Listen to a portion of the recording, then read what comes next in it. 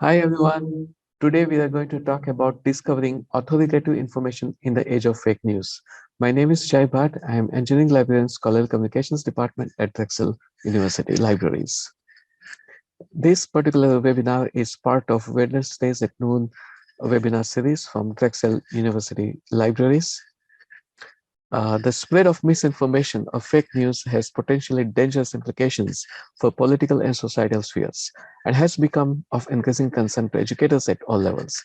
Information literacy has been identified as one of the most effective methods for combating fake news.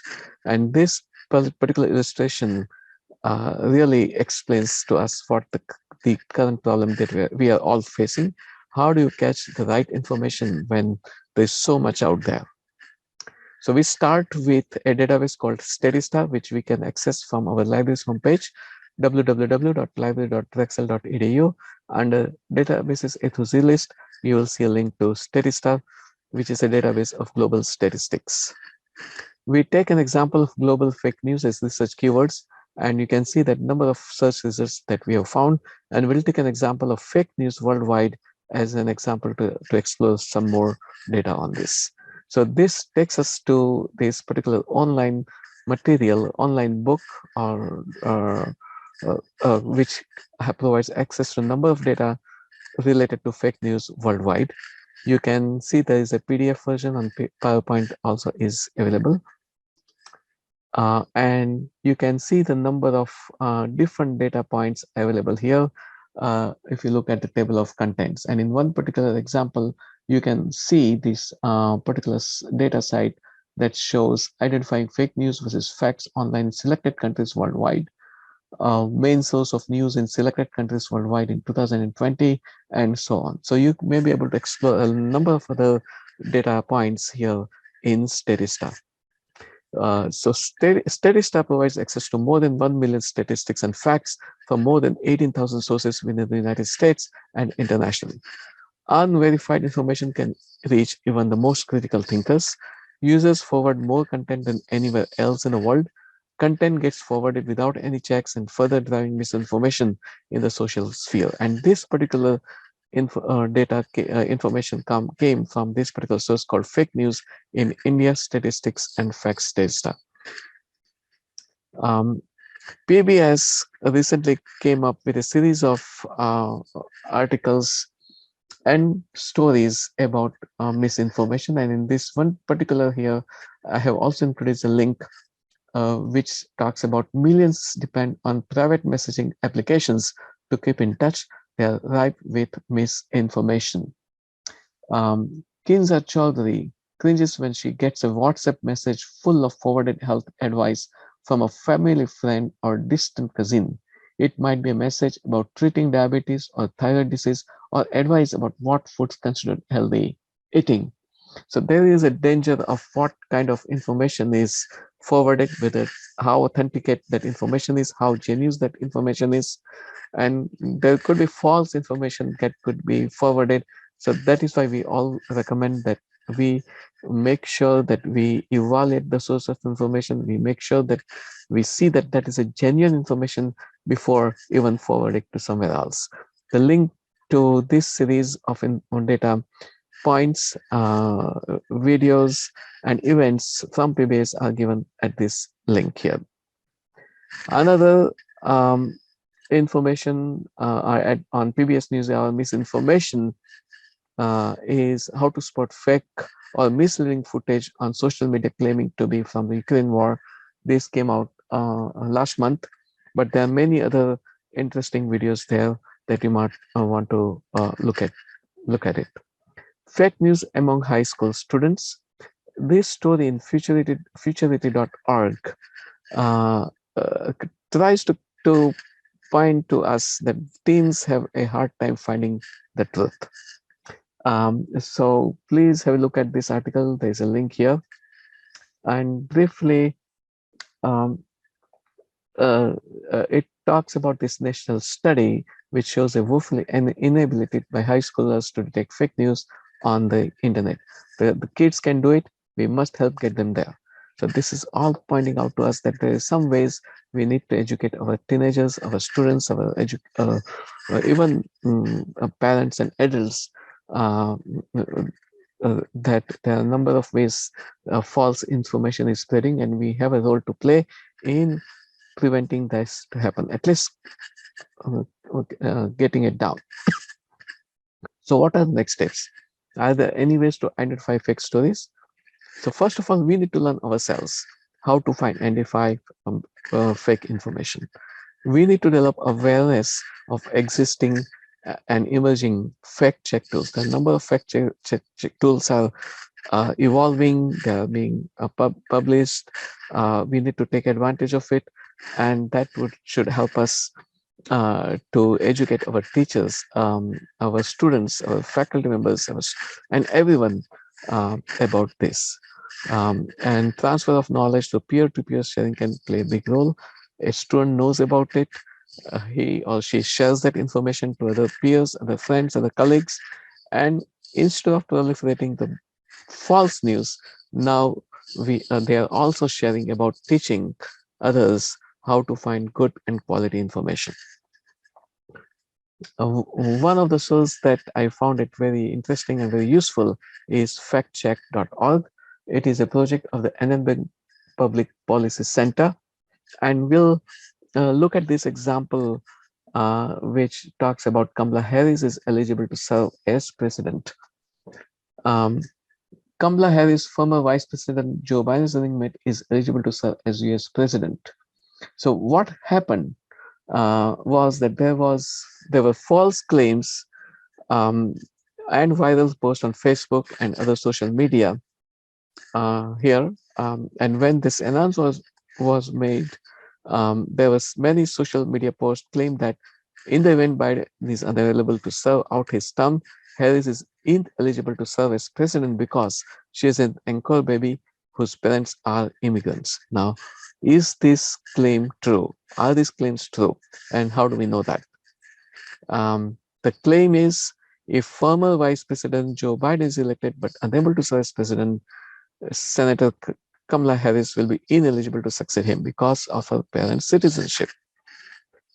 So here is a similar story also came out in USA Today, um, uh, but we are going to also explore factcheck.org.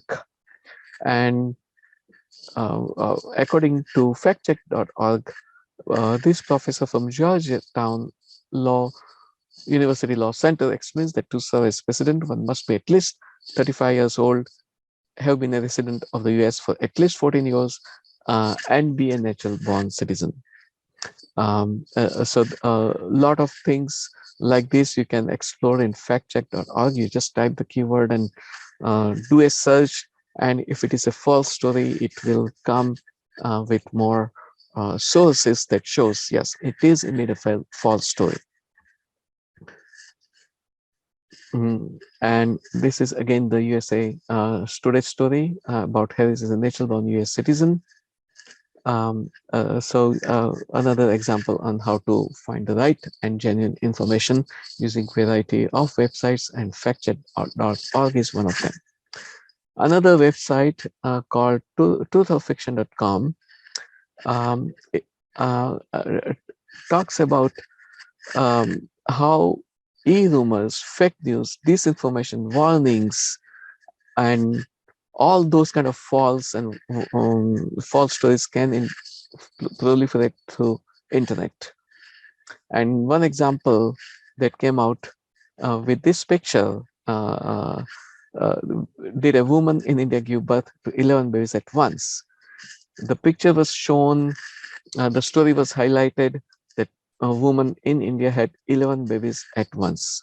Is it true? How do we fact check? So photos actually shown 11 babies born to different mothers at an Indian hospital on a significant date. So they were not, the contrary to the report that woman gave birth to 11 babies, actually it was false. These babies were born to different mothers at this particular hospital in 2011. And the real photos are also posted by the hospital. Reports that these babies were all born to the same mother have gone viral numerous times over the years. More than 2.2 million people have watched this video on YouTube. So explore this further, and truth about these babies were born also posted by the hospital right here. So it's very important that we all uh, be very careful when we are reading the news stories and making sure that our faculty, our students, our researchers, everyone knows about it, that there are tools available that can help us to search and investigate whether these stories are true or false. And we need to take extra precaution before we start blindly forwarding stories to everybody in social media. In our group, we maybe have a number of people on our group.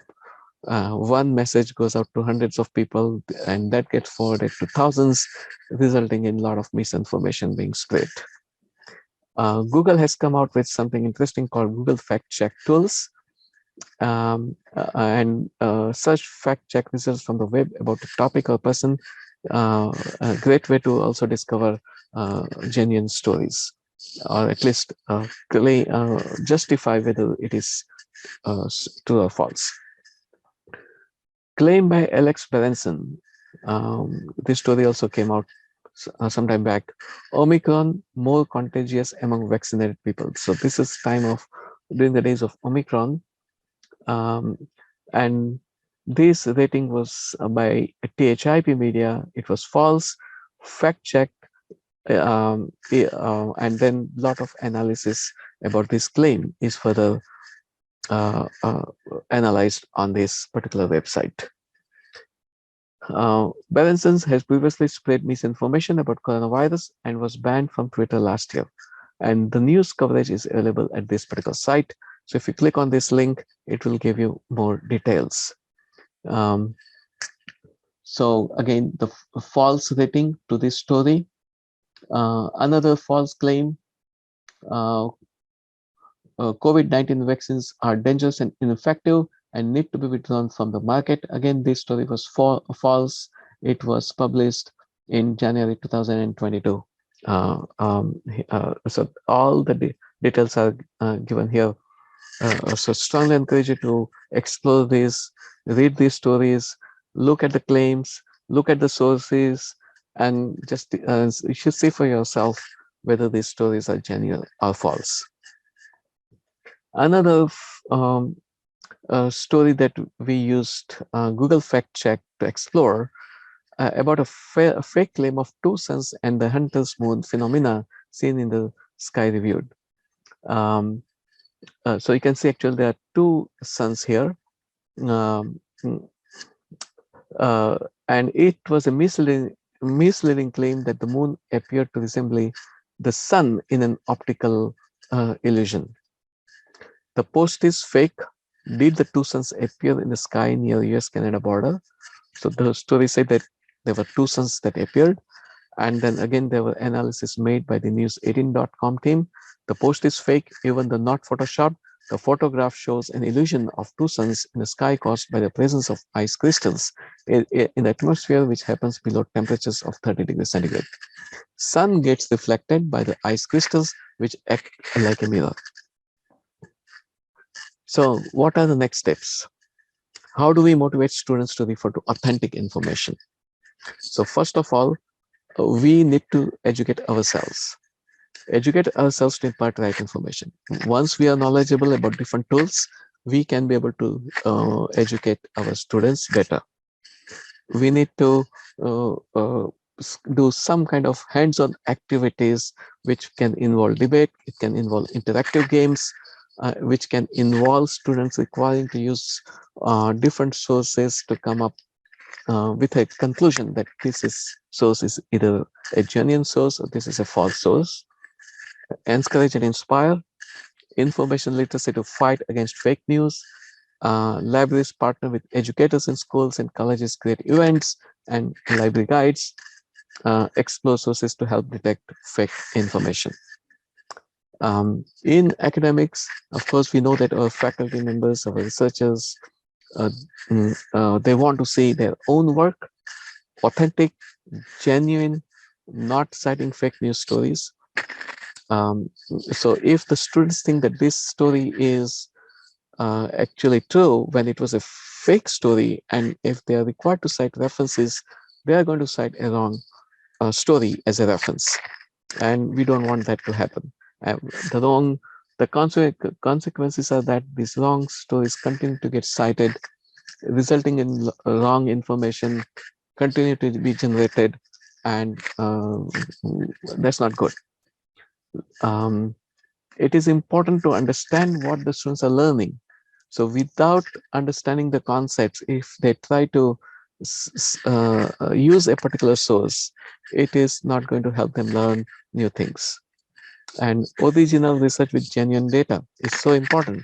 They can cite a wrong paper with a fabricated data in a research paper that could even result in their paper getting retracted later on. And we have a whole session on paper retraction, why that happens. Um, they're expected to cite and ideas, words of others. So professors and the people who are reading the paper know where to go for more information. Citing authentic information is absolutely critical. And academic integrity resources, Drexel University Student of Affairs also has policies about integrity, academic integrity.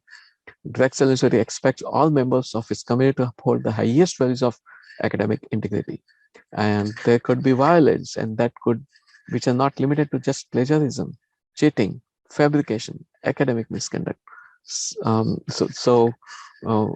We should encourage our students to refer to this page, look at the different policies, and understand the consequences. And we can, of course, educate ourselves through a number of seminars and webinars. Good seminars have been hosted by many institutions, universities, organizations. So have a look at on YouTube.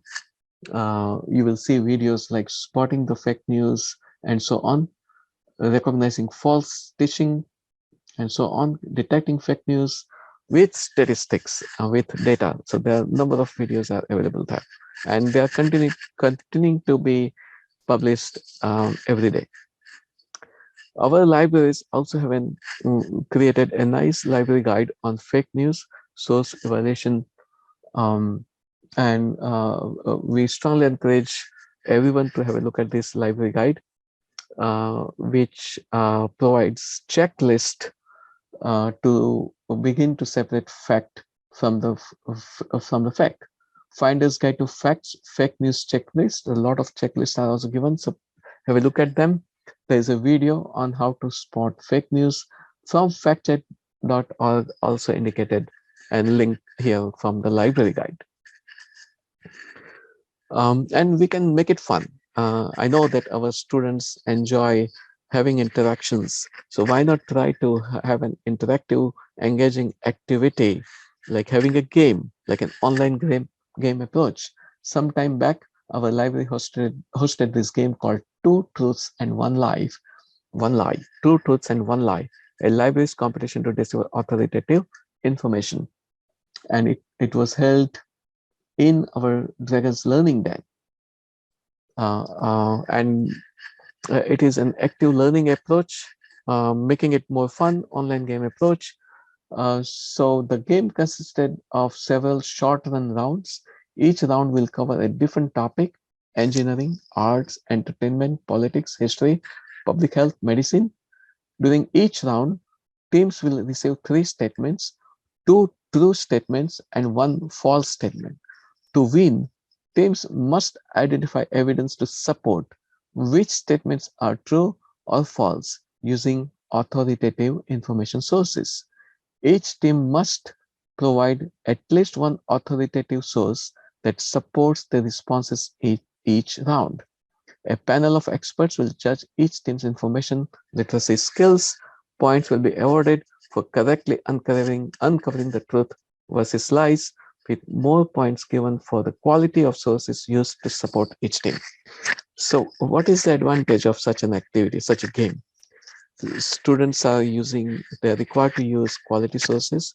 They're required to cite their sources um, to justify what their claim is. So it's a great way to interact and compete with each other, with a team. Um, we also used a game called Factious.com. In this particular game, um, uh, pandemic edition came out in Factitious 2020. Can you tell if these COVID-19 articles are real or fake? So while you are playing the game, you will need to swipe to the right if you think that the article is real, and swipe left if you think the article is fake. Right? So then you will see news stories like this. Alabama requires birth certificate to use public bathroom. Is it correct or false? So of course they will need to look at the source, and when you look at the source, it will tell you where it is coming from. In this particular case, it is from viralcodes.com, which is a satire site. And we encourage students to look at words like insane. It should tip you off. This is not a neutral news article. Not also that the sources are named, but the story does not.